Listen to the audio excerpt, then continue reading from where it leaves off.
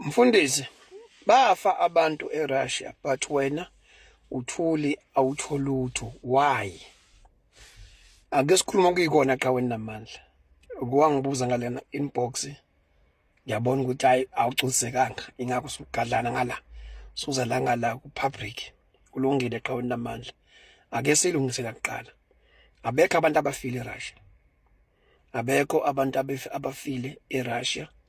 Ngokusho kwemedia le enikholelwa kuyo ithi babekwe kwi-front line la impikisa ngakona abantu base South Africa.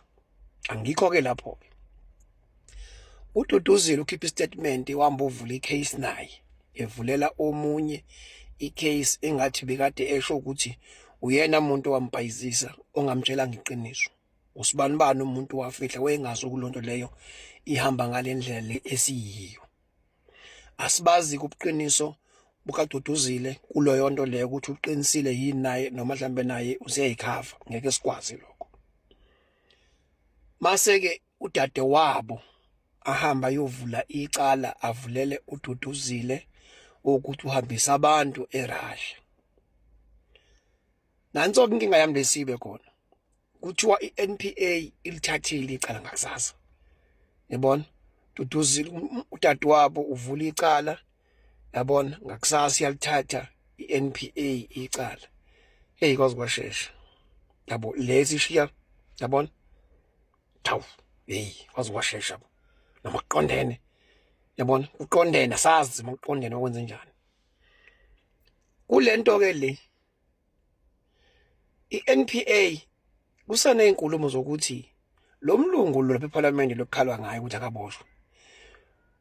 Okuvelayo ukuthi esiphoyiseni nakuyi-NPA uyena ocontrolayo and uyena mlungu futhi against umsholozi aso sonke isikhathi. Manje na ke iphinde ithuseke manje mangabe sekuvulwa icala ngakusasa siyajumpa yona siyagijima isiyalithatha icala igijima nalo. Mangaka amacala sekavulwa yangagijima. Nepharapara futhi ngicabanga ukuthi agijima iNPA yavuka ngakusasa angicabangi ukuthi khona into enjalo yenzeka. Iyathusa ke into enjalo. Iyathusa kakhulu into enjalo ngoba yenza question mark ukuthi why pho kusheshe noma kuqondene ukuthi udade wabo ngala avula icala iNPA ngala ilanda icala kuqondene. Mase kuzoba khona ka abantu ngale yabona abangayifuni inhlobo ifamily kaZuma yabona abangayifuni nje inhlobo kodwa bese bethi hayi thina siyamsekela untombazana ovula icala yabona asisho futhi ukuthi naye uwrong futhi naye mayivulela udade wabo icala kodwa miningi imibuzo endapha esikhona ukuthi iNPA yona yayisiphuthuma kangaka ekubeni nayo inezinsolo zayo isolwa yokuthi naye icontrolwa yilomlungu lo ekuthiwa akaboshwe. Uyayibona ukuthi lento le bafuthu ayifuni ukuthi uyibambe ngenzondo, ayifuni futhi ibambe ukuthi umkhonto ufuni, ifuna nje ingqondo uhlale phansi uyibuka izinto mase uyabuka uzophuma lento uthi hayi ngeke la sikhona isandla semfene. Asithi lo vula icala uwrong, asithi futhi lo uright noma uwrong futhi naye, kodwa kulento mobuka kahle sikhona isandla ukuthi semfene ukuthi singakuphi kodwa sikhona kodwa kukhona ukusebenziseka okukhona kodwa. NPA ayazaphuthuma bo ayive gijima kancamalala hayi yagijima kancamalala.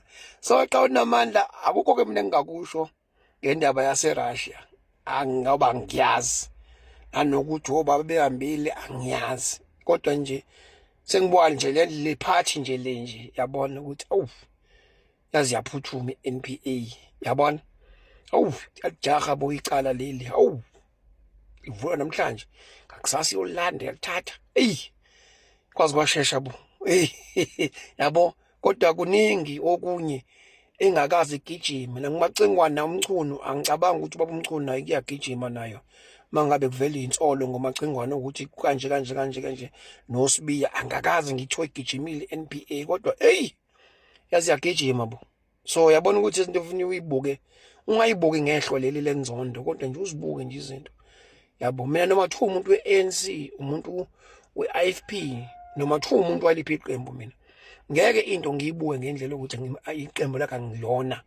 Kufuneka uma ngiyibuka into ngiyibuke nje ngefeke ngithi yabo nje la, hayi le nsizwa le, hayi ngeke iyasukelwa-ke la, yabo la, hayi lana kukhona nje ibhola elidlalwayo la, uyabona, sikhona nje isandla semfene, yabo. So kufuneka uyibuka leyo ndlela enjalo, ngoba uma uzoyibuka ngenzondo ukuthi iqembu elithize awulifuni, izokushaya.